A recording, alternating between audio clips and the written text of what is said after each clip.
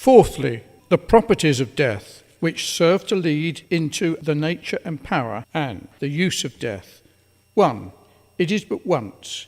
It is appointed unto men once to die. Hebrews 9 verse 27.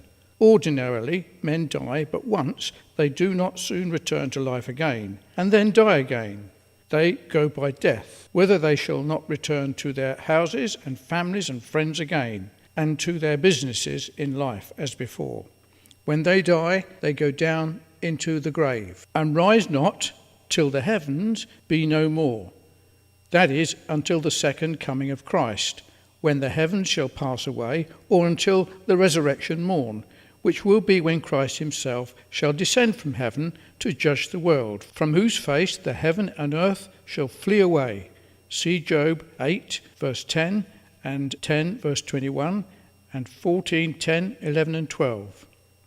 There have been some instances in which men have died and have been raised again to mortal life, as it should seem, and then have died again. Otherwise, it is not easy to say how Christ could be called the firstborn from the dead, if they were raised before him to an immortal life, never to die more, since some were raised before, as the son of the widow of Sarepta by Elijah, and the son of the Shulamite by Elisha, and the man that revived upon touching the prophet's bones, and also others by Christ himself, as Jairus' daughter, the widow of Nain's son, and Lazarus, of whom it is particularly observed that after his resurrection he sat at a table as a guest at supper time to eat and drink, which supposes the life he was raised to, it was a mortal one, and that he was supported in the manner mortals are, and died again, John 12 verse 2. But commonly men die but once, as Christ the Saviour did.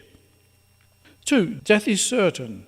It is certain by the appointment of God, which cannot be frustrated. Israel must die, and so must every man, though the time when is very uncertain.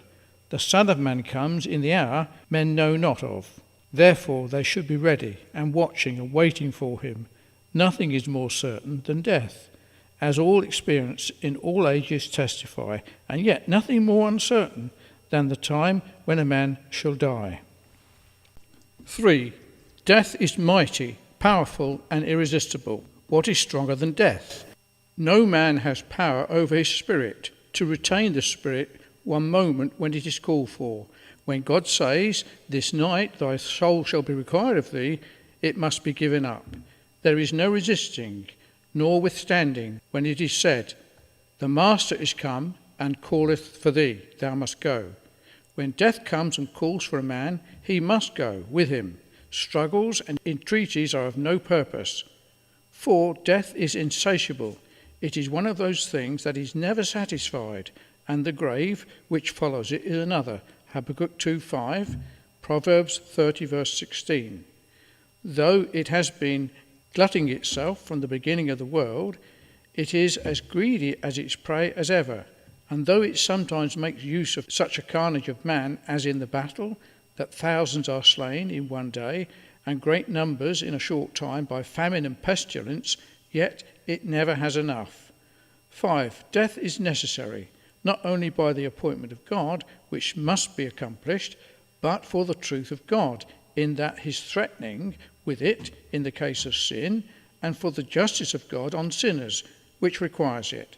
And besides, it is also necessary to the saints for their good, that they may be free from the indwelling sin and corruption which they cannot be as long as they are in this tabernacle, this earthly house, in which the spreading leprosy of sin must be pulled down. Even ere a thorough riddance can be made of it, it is necessary to deliver the saints from the troubles of this life, and to introduce them into the joy of the Lord. Wherefore, 6. Though death is formidable to nature and to natural man, yet it is desirable by good men. They seek their dismission from thence by it. They choose rather as to depart and to be with Christ, which is much better than a continuance in a life of sin and sorrow. They are willing either to be absent from the body, that they might be present with the Lord.